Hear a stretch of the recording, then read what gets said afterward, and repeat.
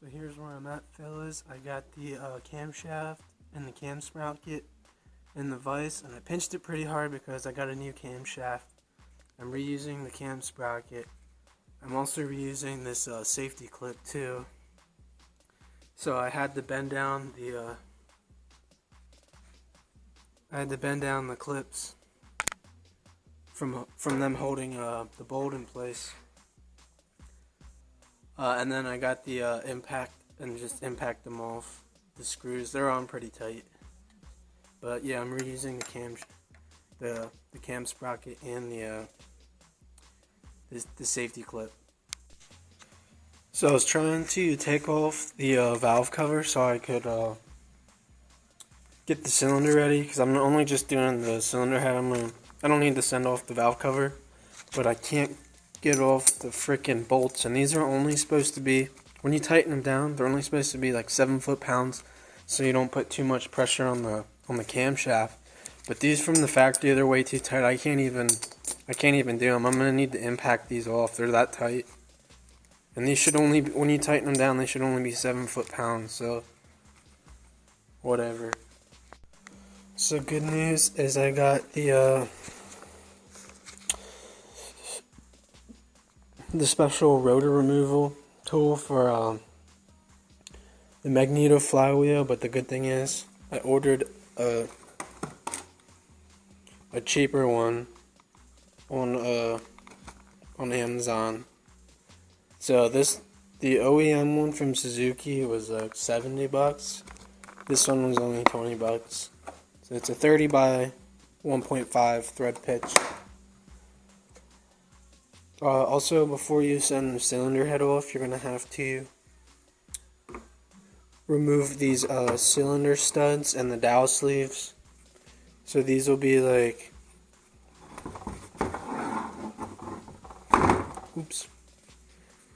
these will be in here. You'll have to unscrew those before you take that to the machine shop. And the dowel sleeves, you'll have to take these out of the hole.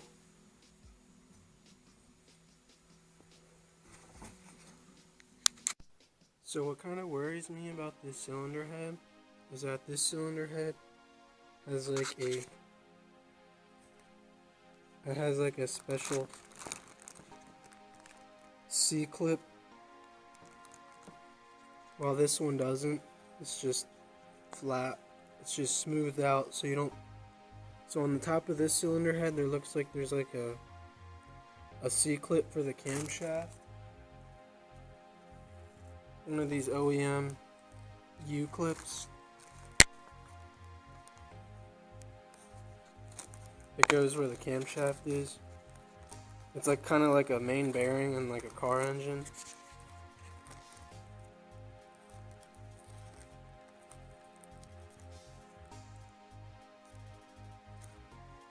But yeah, it looks like on this cylinder head there's a C-clip. See, on the old cylinder head, you can see kind of where it goes right here. Now, on this cylinder head, there's like two double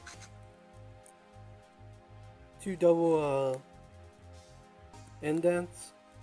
And one's where the C-clip goes, but there's another one here. But on the other cylinder head,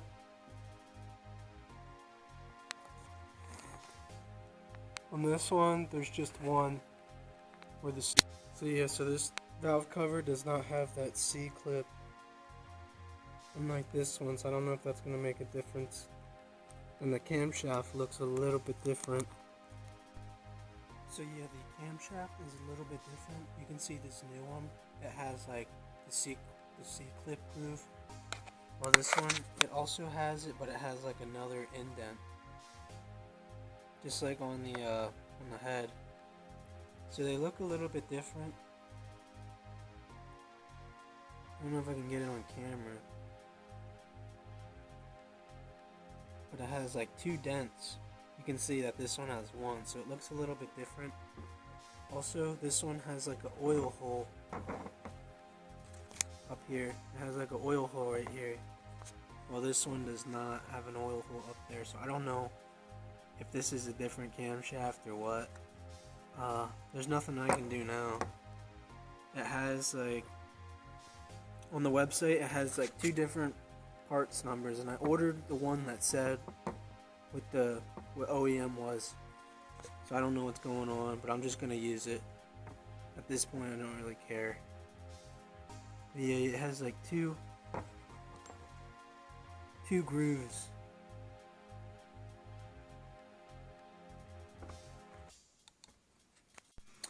So I checked the oil pump passages, checked that the oil pump gear moves. You could take off the oil pump and check that, but I'm not gonna do it. Next up, I'm gonna flush the crankcase with the diesel fuel, and it should come out these holes right here, since it's a 4-stroke. And also, when I'm done with that, I'm going to scrape off all this this gasket material, and then put a new one on, put a paper gasket on, and I should be good to go. Then next up will be the top, finishing the top end, and then the other side. But you can't do the other side until you get the cam chain on. So I got the oil screen out, so I'm gonna flush it out now. Alright, here it is, guys. Got some Kool-Aid. Just kidding, it's premix 32-1. I'm gonna pour it in the crankcase. Don't get mad at me. And then I got some oil with gas in it that I'm gonna put back in. That's a lot of oil. So I want to make sure everything's lubed up, so I'm gonna pour it in here. So yeah.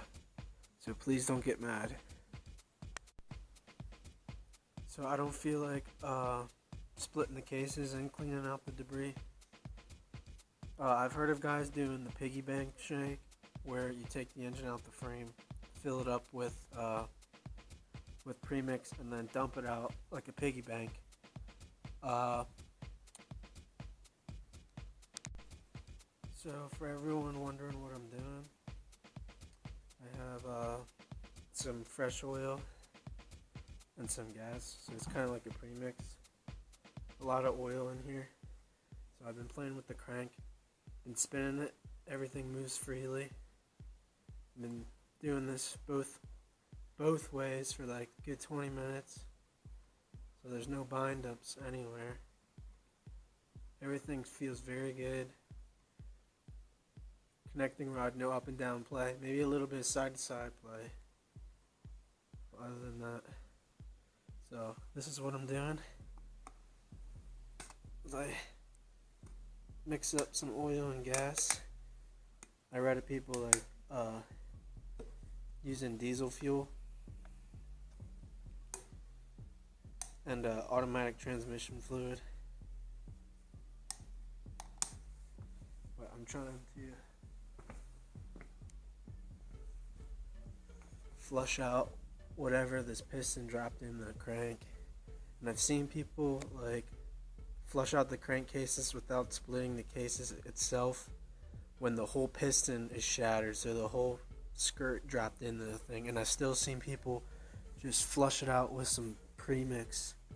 So basically what I'm doing, since it's a 4-stroke, it's going to come out right down here during the oil drain.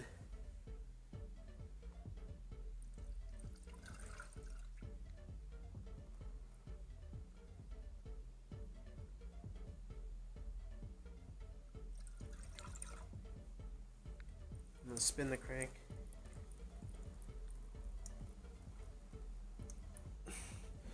Do it again, but I'm going to do it with 2 hands and pour it while I'm spinning the crank. So I'll be back. So I'm putting back on the clutch cover. Got a Suzuki OEM gasket, Suzuki genuine parts. The manual doesn't say you need any liquid gasket, but since this is the oil pump side and it has pressure, I do put a little bit on the bottom, but make sure you don't get it in the oil passages because it can clog up. I didn't see any gasket material in the flush or any metal parts, so I think we're gonna be good. So new gasket, and I'm gonna put that on. It's already switched over the rocker arms and the rocker arm shafts. You're gonna have to be switching over the valve cover caps, or the valve inspection caps right here. And that's it. And then I'm going to be transferring the dowel pins over to the new cylinder. So you're going to need to get the special flywheel puller for the Suzuki to pull off the flywheel. But in my other video I said that I bought an aftermarket one by Bike Master, and that one worked just as well with these threads, 30 by 1.5 pitch. And I bought a special Suzuki OEM spark plug. This is as OEM as it gets. So here are the new parts. New head, new cam, new piston, gaskets, circlip, using the same cam chain guides, same cam chain tensioner. And here's the new head. The new head from UCF Machine Shop. So I ran into another problem, is I can't get that damn dowel out, and I violated the heck out of it. It's already bent, so I might as well get a new one. So that's what I'm waiting on. So yeah, I ran into a major problem and I can't get that dowel sleeve out. And Suzuki, I ordered a new one from Suzuki from Rocky Mountain, because they said it had it in stock, so it should be here. I got the fast shipping with it. So if your bike's old and the cylinder's really old or the engine's really old, you're probably gonna have trouble getting that dowel sleeve out, and that can be a pretty big job trying to get that sucker out. So that's what's holding me up right now. Here's the cylinder, or the new parts. Those are the old parts over there. Cylinder head, new piston, new cam, and the old piston and cam's over there. So here's where I'm at with the rebuild. I got the